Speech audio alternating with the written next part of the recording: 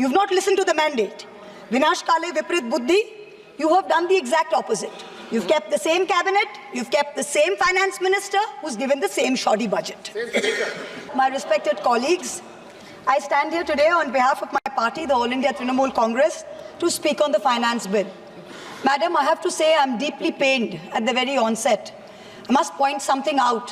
When we talk on the on the President's address, the Honorable Prime Minister leaves the chamber. Today, when we are speaking on the finance bill, the Honorable Finance Minister leaves the chamber.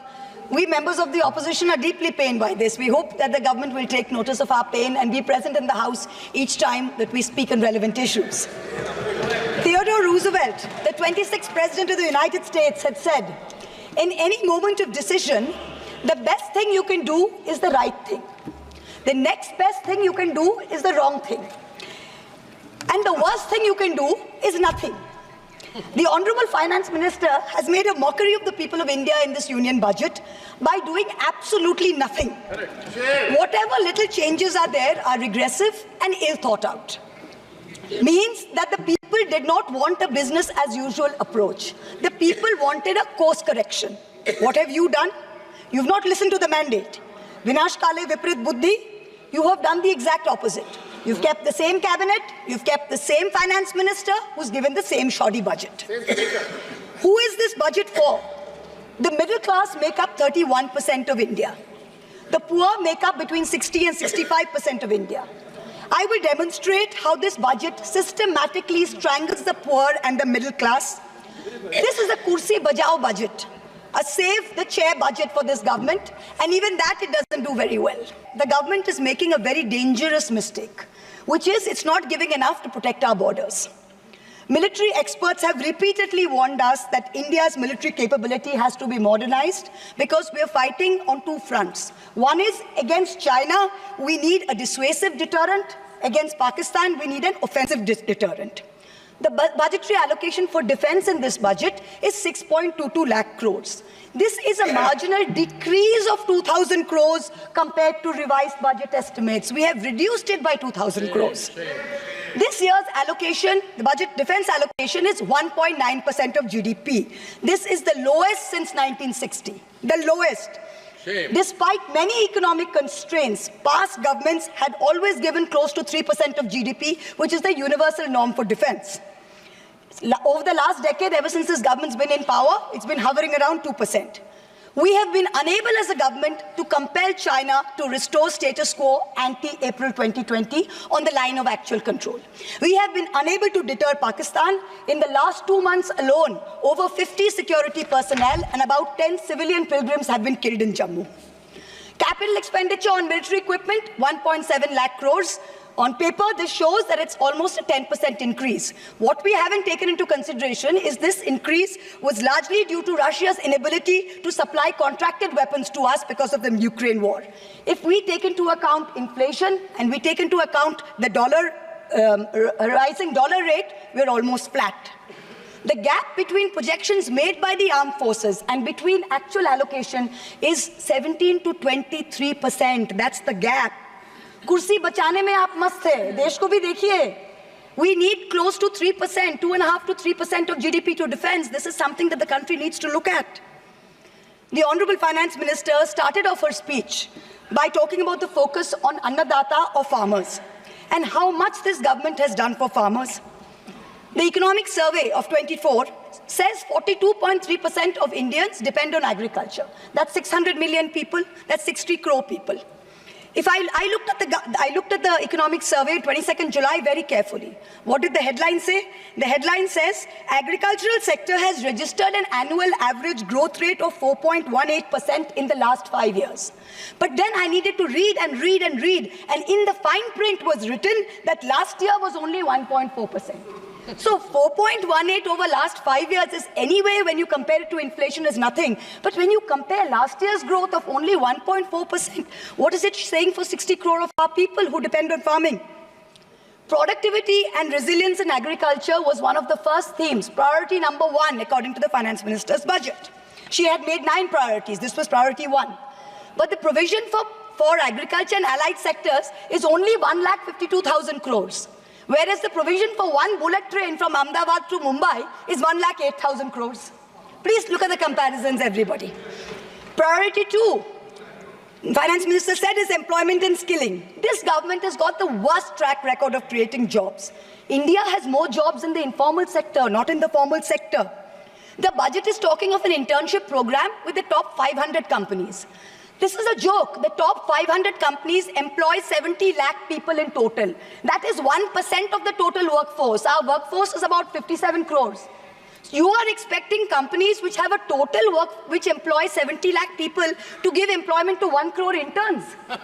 Please let us know how this is going to happen. I'm really curious. The real problem is somewhere else. The real problem is that 10.3 crore youth have basically become so dejected, they have given up looking for jobs. The finance minister, she mentions skilling loans, she mentions education loans. Skilling loans are for 25,000 people, education loans are for 1 lakh people. The country has 140 crore people. Now, what are we doing? Priority 3, according to the finance minister, inclusive human resource development and social justice. In this section, the budget says, first on Bihar, we will support expressways. What you're not saying is that you will make expressways which will charge very high tolls. So you are recovering the money, you're not doing anyone a favor. You're charging back-breaking tolls. You might give another bridge which might collapse. Yes. You will set up another power plant, which like Jharkhand may also be outsourced to a favorite businessman. Correct. He can be given a nice juicy PPA and sell more imported coal. Secondly, on Andhra, there are no grants, but only loans, that too from multilateral agencies. So basically, dollar loans will be given to Andhra Pradesh, which future generations will have to pay back with interest. There was also another sweeping statement. Grants for backward regions of Rayalaseema, Prakasam and North Coastal Andhra, as stated in the Act, will be provided. I looked in the entire demand for grants with a tooth comb, with a microscope. And I looked at the expenditure budget, nothing was provided anywhere. I don't see the intelligent people of Andhra being fooled by this. Priority 4, manufacturing and services. The finance minister has devoted an entire section on how MSMEs are a priority. I believe her, yes, it should be a priority. But I'm very confused. Most medium and small enterprises are either proprietorships or partnerships. Madam, can you please explain why these proprietorships and partnerships are taxed at higher rates than companies? This makes no sense.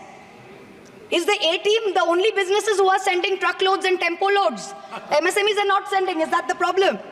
And also the government needs to get rid of the bizarre 29A of the Insolvency and Bankruptcy Code, because it is killing companies that are in trouble. It does not allow promoters to propose a resolution plan. As long as we have this code, promoters cannot propose a resolution plan. We need to get rid of this. Priority 5 in the finance minister's speech, urban development. The Prime Minister had said every citizen will get a house by 2022.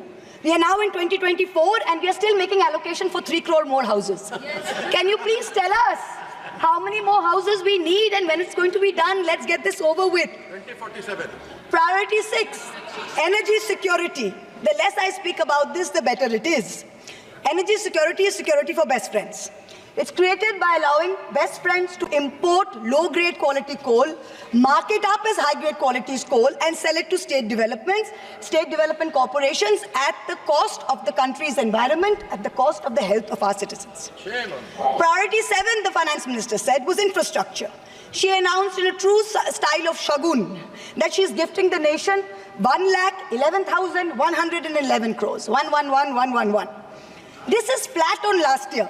Sadly, most of this will go towards crony capitalists.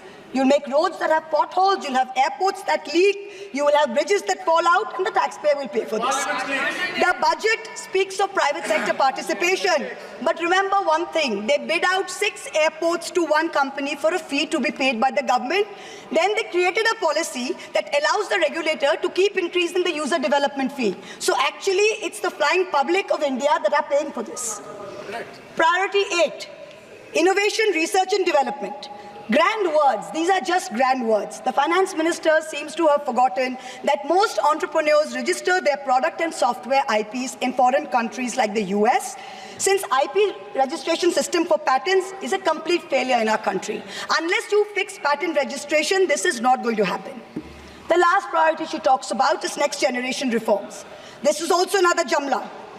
She says, I propose to earmark a significant part of a 50-year interest-free loan for competitive federalism. So this is double speak. We'll keep this money in our pocket. If Nitish ji and Chandrababu ji see through our Jumla and they make a big fuss, we'll have some additional funds to keep them happy and to keep the government going. Finally, I have to mention one interesting fact, and I hope that the Treasury benches will have the patience to hear me out. Please. I wholly agree with the Finance Minister on one thing. The budgets for the CBI and the ED have been reduced this year, and I was wondering why. Is it because the voters didn't like the fact that you were using the CBI and the ED to go after the opposition and file fake affidavits? Or is it because you have outsourced the CBI and the ED completely to a businessman in Ahmedabad who's controlling the whole thing? Why have you reduced it? Number one, the former Maharashtra Home Minister highlighted how BJP leaders and agencies have threatened him to filing a fake affidavit. In the case of Sandesh Khale in West Bengal, the women have confirmed on video that BJP leaders forced them to file fake statements. Similarly, I'm told in my matter, Mr. Adani on October 16, 2023, got my friend to his office in Ahmedabad and threatened him with dire consequences to file a fake affidavit. Actually, it was Mr. Adani's in-law, Mr. Cyril Shroff, who filed the fake affidavit and forced him to sign it. Even today, every mid-level official in Adani's office calls mid-level officials in the CBI and says, 161 statement change karaiye, aapka sir ko bulaiye, madam ke against mein statement dijiye. I am telling the CBI via you, madam, please take a 164 statement once and for all. Don't keep calling back people at Adani's behest to change 161 statements to implicate me. It's going to get you nowhere. Let us reduce the CBI and the ED budget to zero. Let us, Mr. Adani pay the full 1,500 crores. Let us outsource it completely to him. End of story. In short, this Kursi Bajao budget is a desperate attempt by the government to stick its head in the sand and act like that the mandate of 2024 never happened. But the coming days are going to prove the instability of this government and the inefficacy of its economic policy. We wait for that day. Thank you very much, madam. Thank you. माननीय सदस्य Specific allegation against the government and a particular business house, and she has been tortured like anything. The matter may be referred to the privilege committee. Suo privilege committee has to take action on this. Because very serious allegation.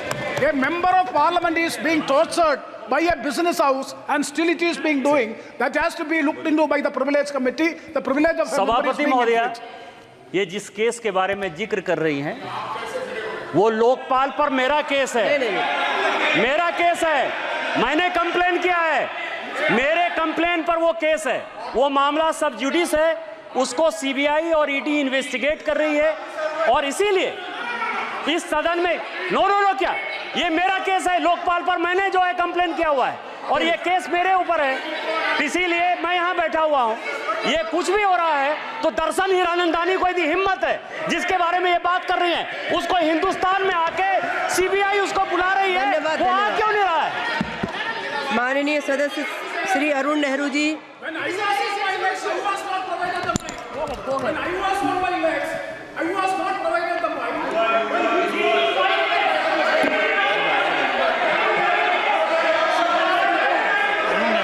Please continue, please सदस्य, please माननीय सदस्य, please. Arun Nehru ji, माननीय सदस्य।